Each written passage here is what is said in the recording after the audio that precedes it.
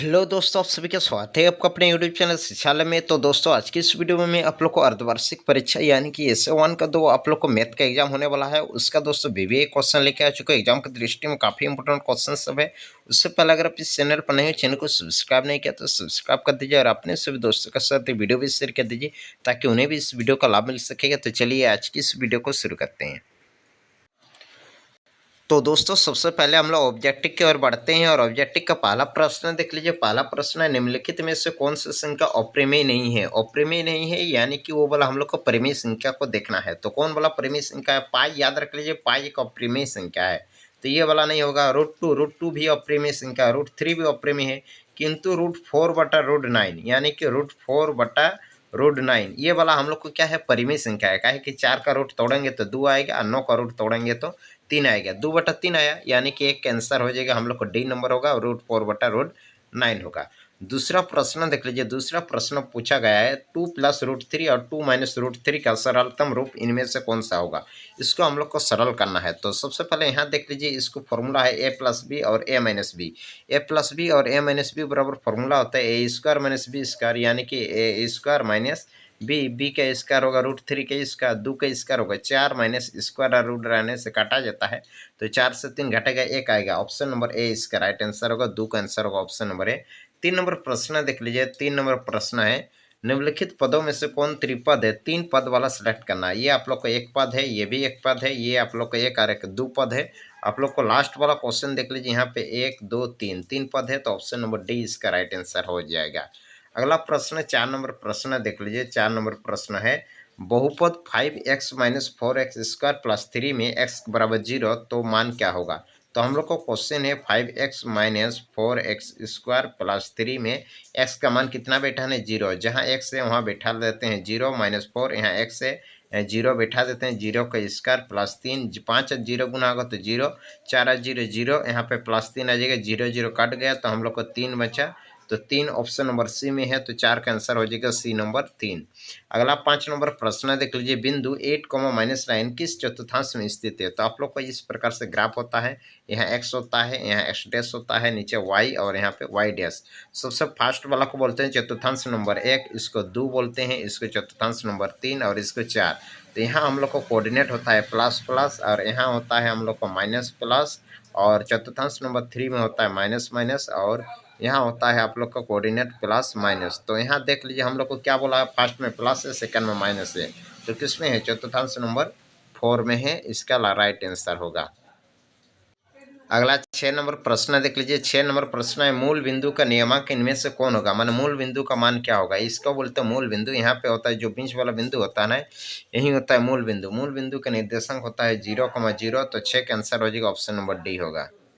अगला 7 नंबर प्रश्न देख लीजिए। 7 नंबर प्रश्न है, यदि x का मान -2 और y का मान 3 लेना है, समीकरण 3x + 5y बराबर k के एक हल है, तो k का मान ज्ञात करना है। तो चलिए हम लोग इसको बना कर देख लेते हैं। 3x + 5y बराबर क्या है? k है। जहाँ x है वहाँ कितना बैठाना है? -2 बैठा देते हैं। 5 और वहाँ y है, y में बैठाना है 3, यहाँ 3 बैठा देते हैं बराबर यहाँ पे k। यहाँ पे हो जाएगा 3 2 -6 + 15 बराबर आ जाएगा k। 15 से 6 घटेगा यानी कि 9, 9 बराबर के। तो के वैल्यू कितना आएगा? 9। ऑप्शन नंबर सी इसका राइट आंसर होगा। अगला 8 नंबर प्रश्न देख लीजिए। 8 नंबर प्रश्न है, रैखिक समीकरण 2x + 3y बराबर 10 का हल है।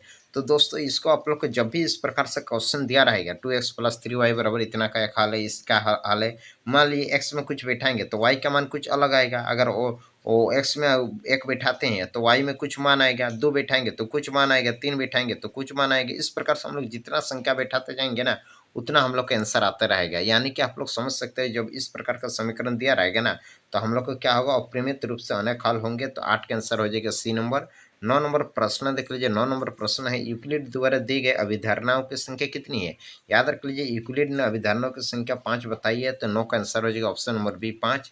10 नंबर प्रश्न देख लीजिए। किसी त्रिभुज में निम्न कौन समूह में से कौन संभव है?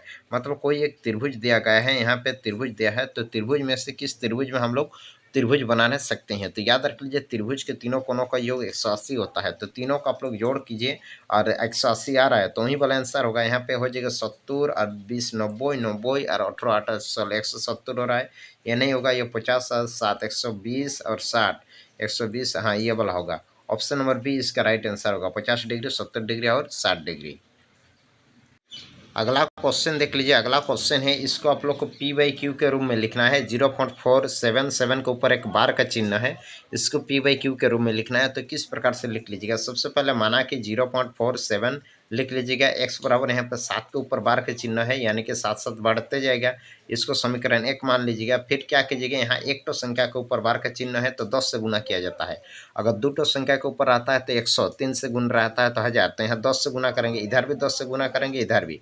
तो इधर 10 और x गुना होगा तो 10x। अगर 10 से गुना करेंगे तो यहाँ पॉइंट एक तो घसकेगा, 4.777 होगा। इसको समीकरण 2। अब समीकरण 2 से समीकरण 1 को माइनस करेंगे तो समीकरण 2 से समीकरण 1 को घटाएंगे, यह 2x लेफ्ट लेफ्ट घटाएंगे और राइट राइट घटाएंगे। 2x से x घटाव करेंगे, इससे इसको घटाव कर लेंगे।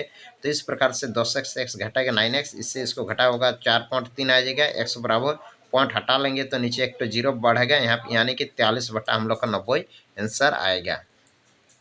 अगला क्वेश्चन है, इसको आप लोग को हरों का परमीकरण करना है। तो हरों का परमीकरण किस प्रकार से किया जाता है? सबसे पहले ये क्वेश्चन है 5/√3 माइनस √5। सबसे पहले क्वेश्चन को ये नीचे वाला जो संख्या रहता है ना, इसको 2 बार गुना किया जाता है, लेकिन चिन्ह का बदला जाता है। अगर माइनस है तो प्लस, प्लस है तो माइनस। तो ये इसको हम लोग 2 बार ऊपर नीचे गुना कर लेंगे अनुसार हर के साथ। तो यहाँ माइनस था इसलिए यहाँ पे दोनों तरफ प्लस में गुना कर दिया। अब इसको ऊपर ऊपर गुना करेंगे और नीचे नीचे गुना कर लेंगे। तो यहाँ देख लीजिए, यहाँ 5 से इसको गुना होगा तो इस प्रकार से होगा। और ये आप लोग का फॉर्मूला हुआ ए स्क्वायर माइनस बी स्क्वायर ए प्लस बी और ए माइनस बी। तो यहाँ पे ए स्क्वायर माइनस बी स्क्वायर कर लेंगे तो यहाँ पे आ जाएगा ए स्क्वायर √3 के स्क्वायर माइनस बी स्क्वायर √5 के स्क्वायर होगा। स्क्वायर और रूट काटेगा तो 3 माइनस 5 आएगा। तो इसको अगर गुना कर लेंगे तो 5/3 से 5 घटेगा 2 और √3 प्लस √5 इसका आंसर होगा। अगला क्वेश्चन देख लीजिए। अगला क्वेश्चन है, यदि x³ + 1 को x+1 से भाग देने पर शेषफल ज्ञात करना है। तो शेषफल किस प्रकार से निकालना है? सबसे पहले x+1 से इसको भाग दीजिएगा तो ये क्वेश्चन को लिख लीजिएगा। तो इसको आप लोग तो चाहे तो शेषफल प्रमेय विधि से भी बना सकते हो या भाग विधि से भी। जो मैं आप लोग को बता रहा हूँ ये भाग विधि है। तो यहाँ आप लोग का x³ है तो x से कितना गुना करेंगे तो x³ होगा, तो x² होगा, x² और x² काट जाएगा। तो यहाँ बचा हम लोग को -x² + 1। अगर आप लोग को ये भाग देना नहीं आता है तो नीचे कमेंट करके बता दीजिएगा, काहे कि ये वाला आंसर आप लोग को बनाया हुआ है, इस कारण आप लोग को समझने में दिक्कत हो रही है। नहीं तो आप लोग दूसरा विधि से भी बना सकते हो, जैसे x+1 = 0 लिख लीजिएगा, x बराबर क्या है -1। अब जहाँ आप लोग का ये आसान विधि है, x³ + 1 है, जहाँ x है वहाँ -1 बैठाऊँ। -1 का क्यूब +1, -1 को 3 बार गुना करेंगे तो -1 + 1 होगा। -1 + 1 काटेगा तो शेषफल हम लोग को क्या आएगा 0। तो वहीं हम लोग का शेषफल देख लीजिए 0 आया है।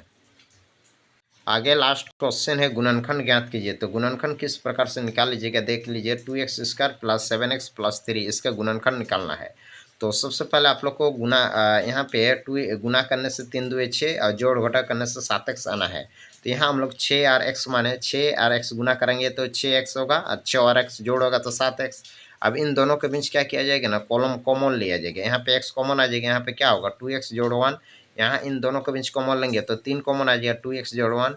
अब यहाँ देख लीजिए ये 2x जोड़ 1 2x जोड़ 1 2 बार है तो एक बार लिख लेंगे और यहाँ बाहर में x जोड़ 3 है, इसको एक बार लिख लेंगे तो यही होगा आंसर।